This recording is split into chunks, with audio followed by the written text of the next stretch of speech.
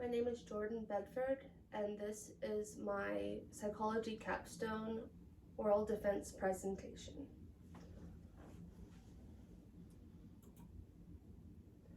Why it started.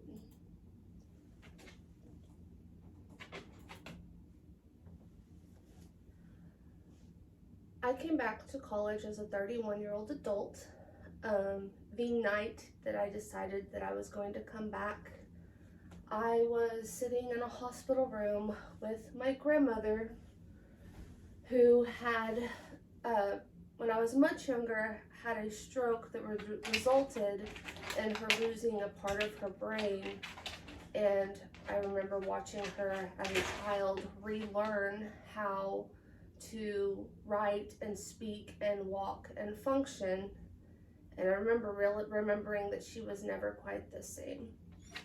So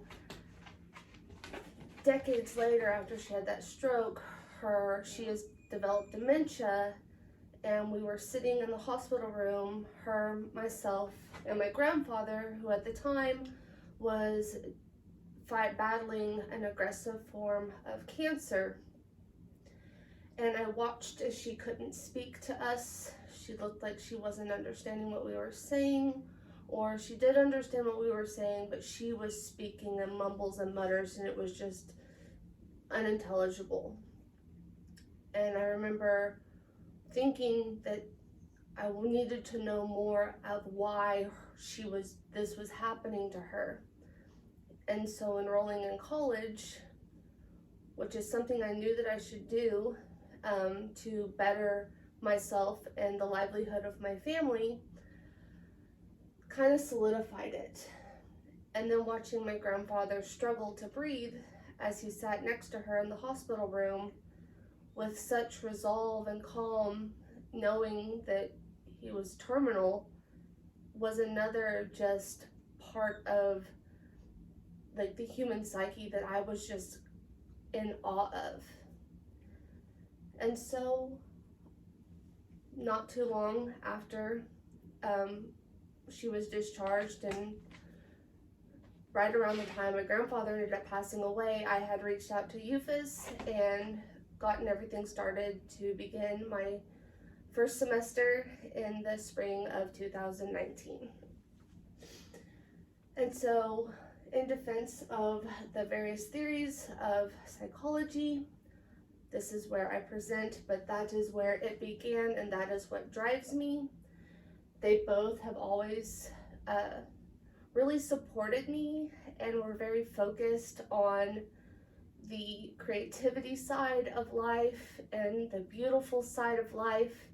And I truly believe that the two of them and their impact on my life has pushed me towards the more humanistic psychology side of everything, because it is so embodied in what they wanted for all of their grandchildren.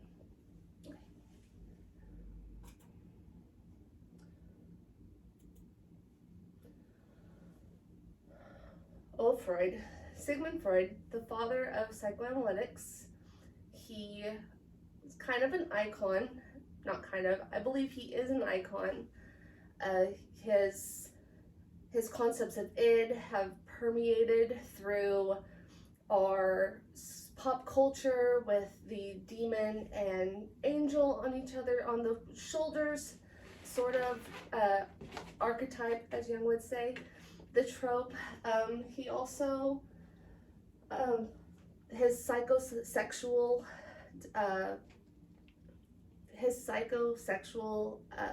development always was something that I really struggled with, especially thinking of anything having to do with the sexualization of children.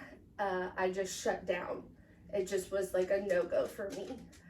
However, if I pause, take a step back, and think of it less in terms of a sexual and versus a pleasure seeking, it does make more sense.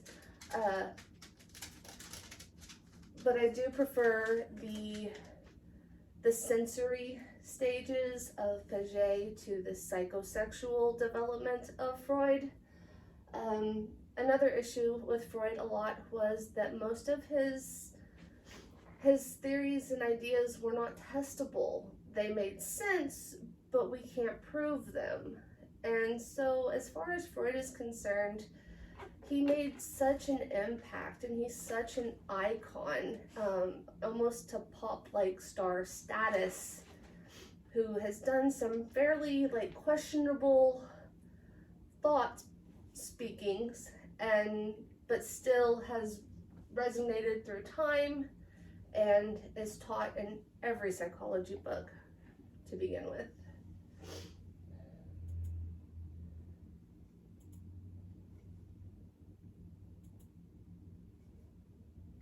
All right, so his theory of consciousness, which I touched on with the angel and the demon being the id, which is this super pleasure, feel good, I want it now part of his idea of consciousness. This one lays in the deep in the subconscious underneath the iconic iceberg. The superego is the very moral, the angel on the shoulder, the not right now, very reserved, very prohibiting part of the unconscious and the preconscious, and even sometimes into the conscious. And then the ego being the part that has to be in between to play mediator between those two almost primal, like the primal desire versus the extreme, rigid, socially accepted part of the ideal self almost. I found it most in my nerdness, Gollum, Frodo, and Sam, and how the three of them and their dynamic is very expressive to how the kind of the archetypes of the personifications of the id, superego, and ego. Gollum just wants the ring. That's all he wants. He's so focused on it and will do anything and everything to get it. Sam is very, very, this is the mission. We have to do it all the time. And Frodo just backs back and forth between the two of them, trying to figure out, knowing what he needs to do, but then struggling with the same feelings that Gollum has with the power that the ring had held, versus Sam knowing what needed to be done. I'm a nerd. So the id, superego, and ego play into defense mechanisms. And defense mechanisms is an idea of Freud that I really enjoy. I really like that concept from Freud, and I think that it makes a lot of sense. The defense mechanisms essentially are the way that the unconscious and subconscious are trying to protect the ego from anxiety, whether it be from regressing to a younger age where the individual felt safe, projecting feelings onto someone else, or sublimation, which is finding socially appropriate ways to express those negative feelings. Boxers, MMA, wrestling, sports, that sort of thing. The concept of defense mechanisms makes a lot of sense to me. I think more so because I've experienced not only myself recognizing that I'm doing them for whatever reason, and also identifying it with the people around me. Again, it's kind of difficult to test this concretely, but in a social setting or in a relationship setting even, it's an interesting thing to be aware of. And it is something that one of the points of Freud that I really, truly enjoyed. And his work between him and his daughter, Anna, was really great to always read about and delve deeper into. So stepping away from Freud, we're going to three of my favorite theories in psychology. John Bowlby's attachment theory is one of those theories that I really get. I am a parent. My little boy is 11 now. He was 9 when I started college. And before I even started in a psychology program, I knew of the attachment theories. I knew about trying to make sure that those attachments were strong and solid, because it can have a lasting effect on the livelihoods of individuals as adults, starting as children. So there are the 4 stages. There's a pre-attachment, which is very infancy, attachment making, clear-cut attachment, and the formation of reciprocal relationships. Now, these formings, like the stages have the windows, and as these are forming, they develop the attachment styles, which are secure, avoidant, resistant, and disorganized. So your secure attachment, the child may cry when the caregiver removes themselves from the situation, but they are able to soothe themselves because they know that caregiver is coming back. Avoidant is going to cry, scream, and yell the entire time until the parent comes back. Resistant, very similar, might even like a lot aggressively. Avoidant, I believe they also may try to punish the child. And there's also a showing of disorganized or disoriented, where the child doesn't have a solid, consistent response when that caregiver leaves and comes back. And those attachment theories translate a lot of times into adulthood and how we interact with partners. A lot of times we find those partners we deal with our partners the same way we dealt with our attachment issues with our caregivers as children. So for the attachments theories, I like to seamlessly transition into the Abraham Maslow's hierarchy of needs. Maslow is regarded as the father of humanistic psychology. He is someone who I truly enjoy reading about. He was the creativity, self-realization, expression was really what he focused on in his research and studies. And this is the pyramid that was based of his hierarchy of needs. So the pyramid is based on sufficiency, the idea being that it's hard to grow from the pyramid if you are not having needs met at the lower stages. The physiological, your basic food, water, shelter, homeostasis, like if you have a fever, you're not going to want to worry about being creative. I know I don't. And so this really has always made sense. Also, I liked when I was rearing my infant son, I knew that these were the safety of body, knowing that his needs were going to be met from me as his caregiver. We're going to work towards building that secure attachment style that I so desperately wish I could have had for myself, but aggressively worked towards trying to build with him. So these 2 theories especially impacted my parenting style, probably more than any book or What to Expect ever did. So you have your physiological safety, your love and belonging, esteem, and self-actualization. For me, self-actualization is different for every single person, and there's not a one set destination for that self-actualization. I think that in stages in life, in different parts of life, in different situations, we can find that self-actualization for different parts of our existence. Anecdotally, I finally got to a point where my lower needs were being met, and my self-actualization was dealing with my childhood and issues that I dealt with, and being able to recognize, analyze, and come to a secure place in myself, knowing that those things were not my fault. And that was a really difficult place of self-actualization that I had to work towards to get to.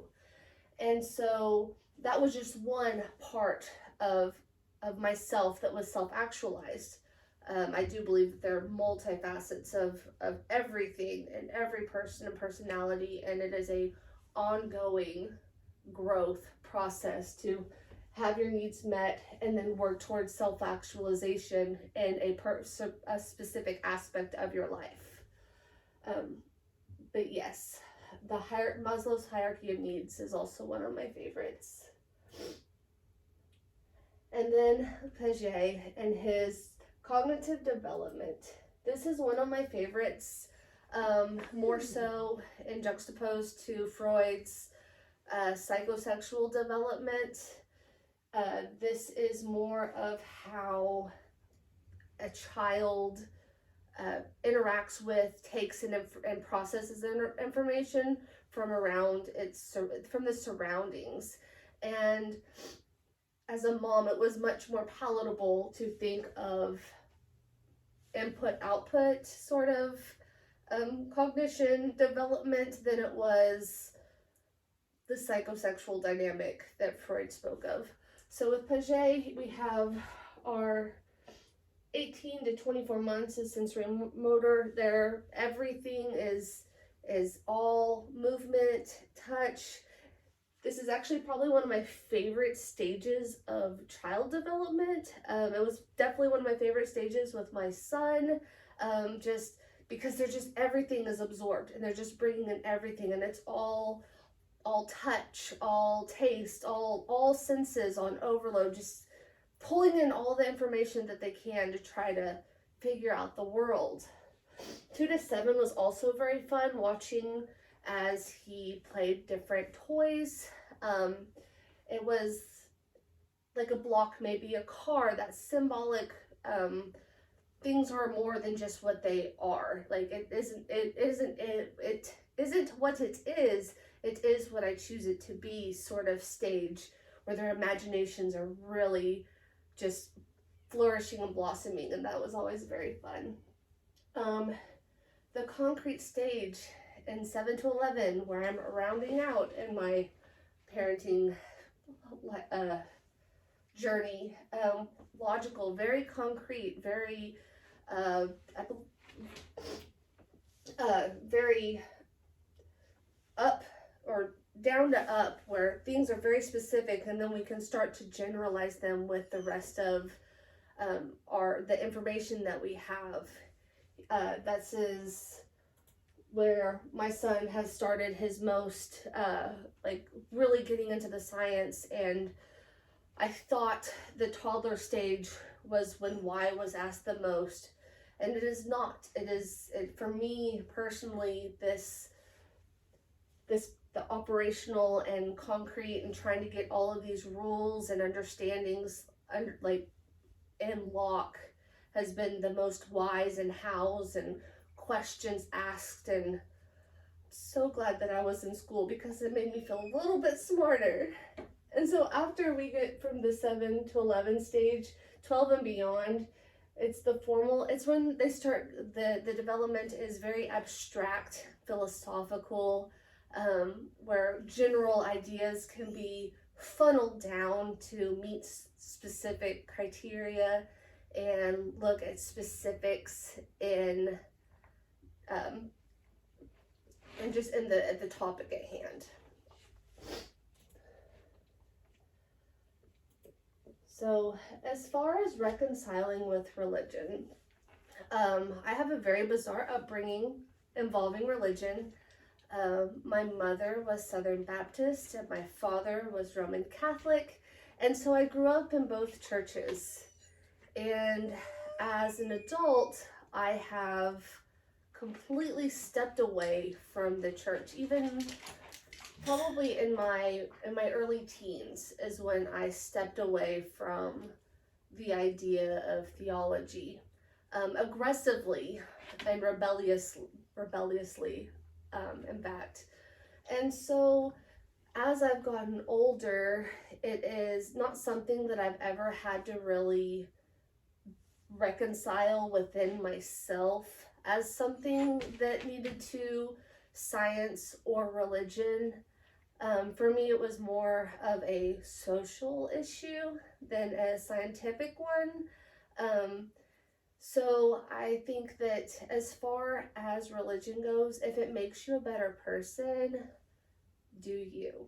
And so in my future endeavors as a in the field of psychology, it's not something that I will ever like tut or turn my nose up to, because I feel like it is an aspect of people's life that they hold dear to them, and it should be respected. And so I will. But I don't have any reconciliation that I've had to do throughout this journey as a psychology major with religion, because it is not something that is really, I feel, has ever pertained to me. That being said,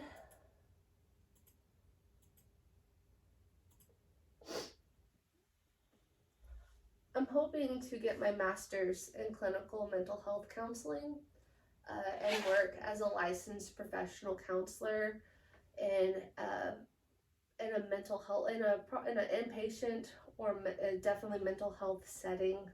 I do like the humanistic approach, and I think that religion of others, as long as it's not